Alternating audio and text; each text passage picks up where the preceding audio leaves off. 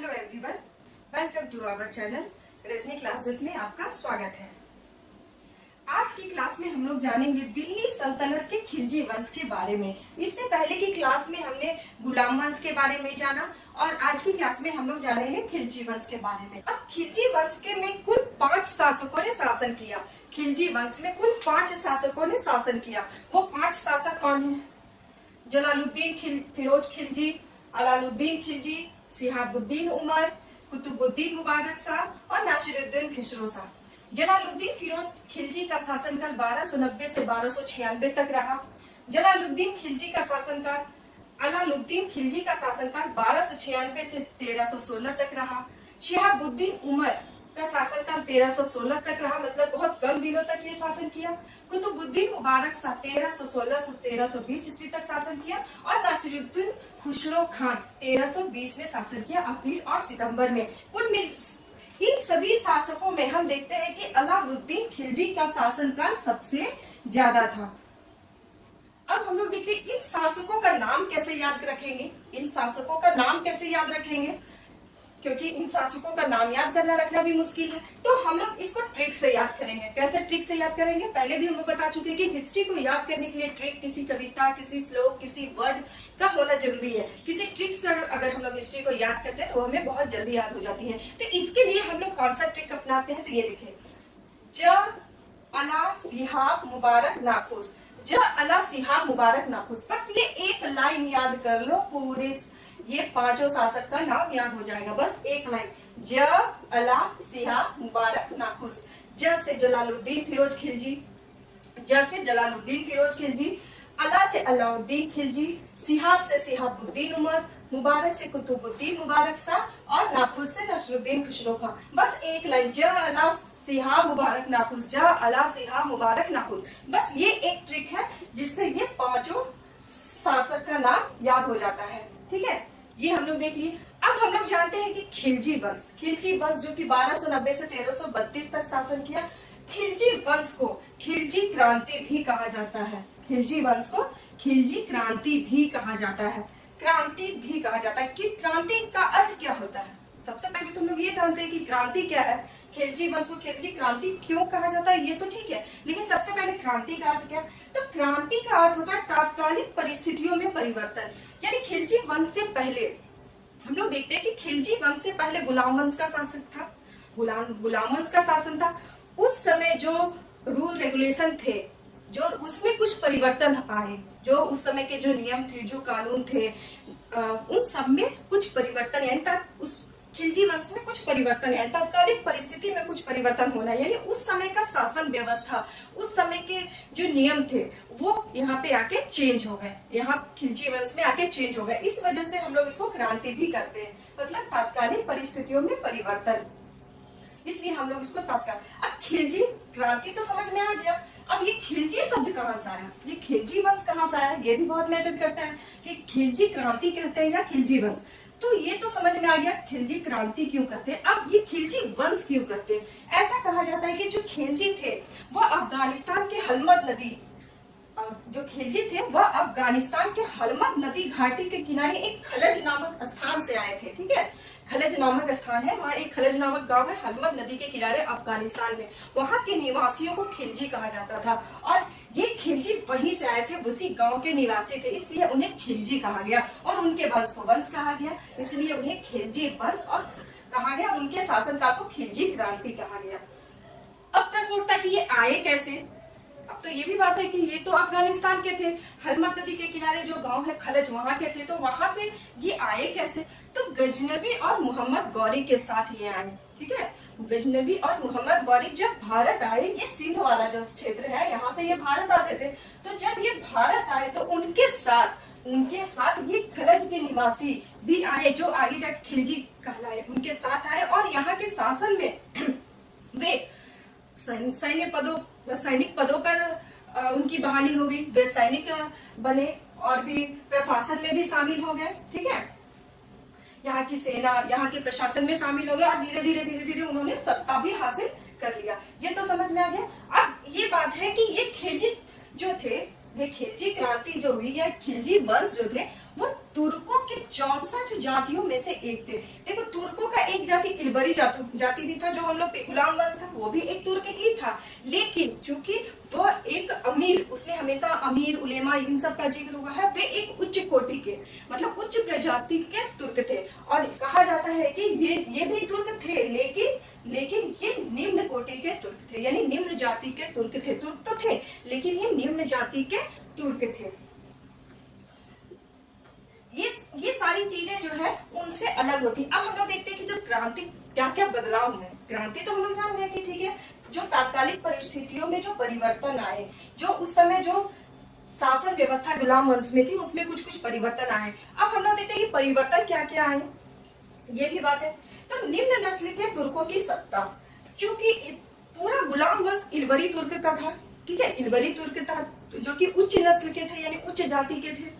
इलबरी तुर्क उच्च जाति के थे, लेकिन इसमें क्या हुआ, जब खिलजी वंश स्थापित हुआ तो वे निम्न नस्ल के थे, तुर्क थे। वो उच्च स्तर के तुर्क थे और ये निम्न स्तर के तुर्क थे, ठीक है।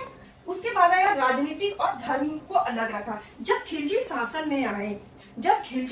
में आए तो राजनीतिक और धर्म में अलग रखा। गुलाम वंश से देखो क्या क्या अंतर है। गुलाम वंश में क्या था कि राजनीतिक और धर्म एक साथ, क्योंकि वहां का जो प्रशासन था, वहां का जो शासन था, उसमें अमीरों का भी क्या मतलब हस्तक्षेप होता था, साथ उलेमाओं का भी हस्तक्षेप होता था।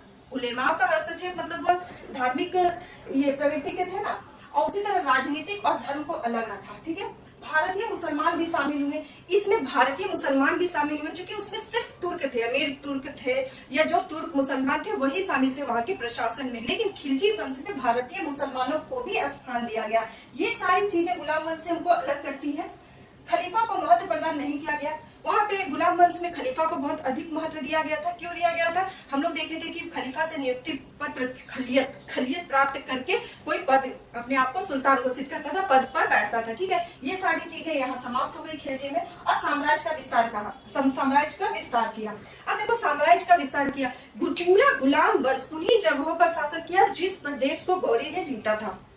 पूरा गुलाम वंश के जितने भी शासक हुए वे सारे उन्हीं जगहों पर शासन किए जिसको मोहम्मद गोरी ने जीता था। एक सुई भर तक का जमीन को इसने विस्तार नहीं किया था, एक सुई भर तक का जमीन को नहीं जीता था और ना ही उसका विस्तार किया था, ठीक है। और इसने साम्राज्य का विस्तार किया। तो ये सारी चीजें, निम्न स्तर की तुर्की सत्ता, राजनीतिक और धर्म को अलग रखा गया, भारतीय मुसलमान भी शासन में शामिल हुए, खलीफा को महत्व प्रदान नहीं किया गया और साम्राज्य का विस्तार किया गया। ये सारी चीजें थी जो गुलाम वंश से इससे अलग करती थी, खिलजी वंश को गुलाम वंश से अलग करती थी। इसीलिए इसको क्रांति का काल कहा गया है या खिलजी क्रांति कही गई है, खिलजी वंश का या खिलजी क्रांति कही गई है, ठीक है। उसके बाद हम लोग देखते हैं प्रथम शासक कौन हुआ। क्यूमर्स की हत्या करने के बाद जो गुलाम वंश का अंतिम शासक क्यूमर्स था, क्यूमर्स की हत्या करने के बाद जलालुद्दीन फिरोज खिलजी गद्दी पर बैठा, वह शासक बना। हम उसके बारे में देखते हैं। जलालुद्दीन फिरोज खिलजी, गुलाम वंश के बाद दिल्ली सल्तनत में खिलजी वंश का शासन रहा। जलालुद्दीन फिरोज खिलजी गद्दी पर बैठा, 1290 से 1296 6 वर्ष इसने शासन किया। अब जलालुद्दीन फिरोज खिलजी वंश का संस्थापक था। हम लोग देखे ना कि कैसे खिलजी भारत आए। ये खिलजी वंश का संस्थापक था जलालुद्दीन फिरोज खिलजी। इसे कौन कौन सी उपाधि मिली थी? तलवार का बेटा, ये क्वेश्चन बहुत आता है कि इसकी उपाधि तलवार का बेटा, इसकी उपाधि थी। जलालुद्दीन फिरोज को तलवार का बेटा कहा गया था, जिसको उर्दू में इब्ने सईद कहा जाता है, वहीं शाइस्ता खान कैकोबाद के शासनकाल में कैकोबाद ने उसे शाइस्ता खान की उपाधि दी थी। जब इसका राज्याभिषेक हुआ, जलालुद्दीन फिरोज खिलजी का राज्याभिषेक हुआ, तब वो 70 वर्ष की उम्र तक पहुंच चुका था। वो 70 वर्ष की उम्र में उसका राज्याभिषेक हुआ। और राज्याभिषेक सभी शासकों ने, इससे पहले के जो गुलाम वंश के शासक थे उन्होंने अपना राज्याभिषेक दिल्ली में करवाया था, लेकिन इसने अपना राज्याभिषेक किलोखरी में कराया। किलोखरी क्या था? किलोखरी किला था, ठीक है, किलोखरी का किला, जिसका निर्माण कैकोबाद ने कराया था। प्रथम पद सरे जानदार, बलबन के शासनकाल में ये सरे जानदार के पद पर था और कैकोबाद के शासनकाल में ये आरिज मुमालिक पद पर था। कैकोबाद के शासनकाल में ये आरिज मुमालिक पद पर था और सरे जानदार, बलबन के शासनकाल में सरे जानदार पद पर था। अब जब ये गद्दी पर बैठा, यानी दिल्ली का ये सल्तनत के खिलजी वंश का संस्थापक जलालुद्दीन खिलजी जब यह गद्दी पर बैठा तो सबसे पहले 1291 में इसने रणथंभौर आक्रमण किया, लेकिन ये बिना जीते हुए, रणथंभौर को बिना जीते हुए वापस आ गया। क्यों वापस आ गया? तभी इसने ये तर्क दिया, इसने कहा कि वह मुसलमानों का रक्त नहीं बहाना चाहता है, इसीलिए वह वापस आ गया। उसने कहा, मैं मुसलमान के सिर के प्रत्येक बाण को रणथंभौर जैसे सैकड़ों किले से मूल्यवान समझता हूँ। उसने कहा कि मैं मुसलमान के सिर के प्रत्येक बाण को रणथंभौर जैसे सैकड़ों किले से मूल्यवान समझता हूँ। उसके बाद 1292 ईस्वी में ये सिंध वाला प्रदेश पर, ठीक है, सिंध वाला प्रदेश पर 1992 ईस्वी में मंगोल का अब्दुल्ला का आक्रमण हुआ। जो मंगोल था अब्दुल्ला, उसका आक्रमण हुआ, जिसमें अब्दुल्ला पराजित हुआ। और जीत किसकी हुई? जलालुद्दीन फिरोज खिलजी की। और दोनों के बीच संधि हो गया। उसके बाद चंगेज वंश का उलुग खान के साथ अपनी पुत्री का विवाह कर दिया। जलालुद्दीन फिरोज खिलजी ने चंगेज खान के उलुग खान के साथ अपनी पुत्री का विवाह कर दिया। और जो चंगेज के जो समर्थक थे, चंगेज वंश के उलुग खान के जो समर्थक थे, 4000 समर्थक थे, वो उनको यहाँ अपने भारत में बुलाकर इस्लाम धर्म कबूल करवाया, यानी इस्लाम धर्म को स्वीकार कराया। अब जब वो भारत आए, ये चंगेज वंश के जो उलुग खान थे, उसके जो समर्थक थे 4000, जिसको इस्लाम कबूल कराया गया था, जब वो भारत आए तो उन्हें रहने के लिए जगह चाहिए। अब वो रहने के लिए जगह है तो दिल्ली में एक मुगलपुर करके एक जगह है, ठीक है, दिल्ली में एक मुगलपुर करके एक जगह बसाया गया और जहाँ पे उनको स्थापित किया गया, मतलब जहाँ पे उन्हें रहने की जगह दी गई, जो आज भी है, जिसको मंगोलपुरी कहा जाता है। उस जगह को आज मंगोलपुरी कहा जाता है। ये वही मंगोलपुरी है जहाँ ये चंगेज के वंश उलुग खान के समर्थक 4000 आए थे और जिनको इस्लाम धर्म स्वीकार कर वहां स्थापित कराया गया था। इसके बाद हम लोग देखते हैं कि जलालुद्दीन बहुत ही उदार नीति का था। उसका आंतरिक और बाह्य रणनीति बहुत ही उदार तरीके से वह चलाया करता था। क्योंकि जलालुद्दीन की बाहरी और आंतरिक नीति बहुत उदार थी। जलालुद्दीन की आंतरिक व बाह्य नीति बहुत उदार थी। उसने अपने शासन काल में, क्योंकि भारतीय मुसलमानों को भी जगह दी थी और गैर तुर्कों को भी जगह दी थी, क्योंकि गुलाम वंश में ये चीज नहीं था। गुलाम वंश में क्या था कि सिर्फ तुर्कों को ही जगह दिया जाता था, तुर्कों को ही अपने शासन में शामिल किया जाता था, लेकिन इसके शासन में भारतीय मुसलमान भी थे और गैर तुर्क थे। ये उसकी उदारता की पहचान थी कि इसने सभी को समान जगह दिया था। शासक बनने के बाद भी शासक बनने के बाद भी बलबन के संबंधियों को नहीं मारा था, जो कि मलिक छज्जू, जो कि बलबन का भतीजा था। मलिक छज्जू, देखो यहाँ पे है ना, मलिक छज्जू बलबन का भतीजा था। वह अवध और मणिकपुर का गवर्नर था, जहां उसने विद्रोह कर दिया। फिर भी इसने उसे दंडित नहीं किया।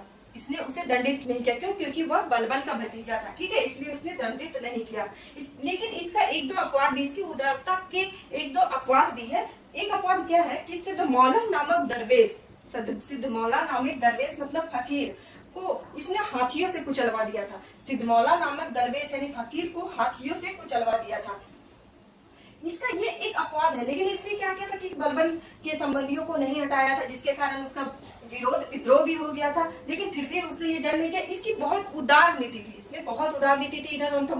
इधर इसने जब रणथंभौर में युद्ध किया था तो वहां पर भी उसने बिना किले को जीते ही वापस आ गया था, क्योंकि वो मुस्लिमों का रक्त नहीं बहाना चाहता था।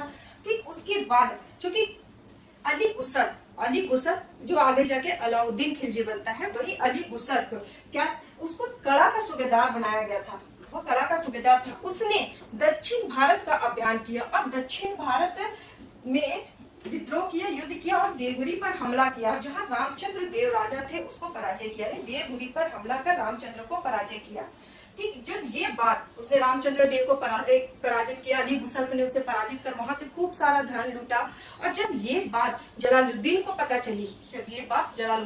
चली तो वह बहुत खुश हुआ और वह अली गुसर को बधाई देने के लिए जब वो लौट रहा था, अली गुसर को जब दक्षिण अभियान करके लौट रहा था, देवगिरी पर हमला करके लौट रहा था, तो उससे जब जलालुद्दीन को ये बात पता चली तो वह कड़ा, जहाँ वह गवर्नर था, वहां उसका वेलकम करने यानी स्वागत करने के लिए वहां गया। तभी जलालुद्दीन बधाई देने गया और कड़ा पहुंचा तो अली गुसप ने 9 जुलाई 1296 को जलालुद्दीन की हत्या कर दी। जलालुद्दीन अली गुसप को बधाई देने के लिए गया था, देवगिरी पर देवगिरी पर हमला करके जीत के लिए बधाई देने के लिए गया था, लेकिन अली गुसप ने क्या किया, जलालुद्दीन की हत्या कर दी और जलालुद्दीन का शासनकाल यहीं समाप्त हो गया।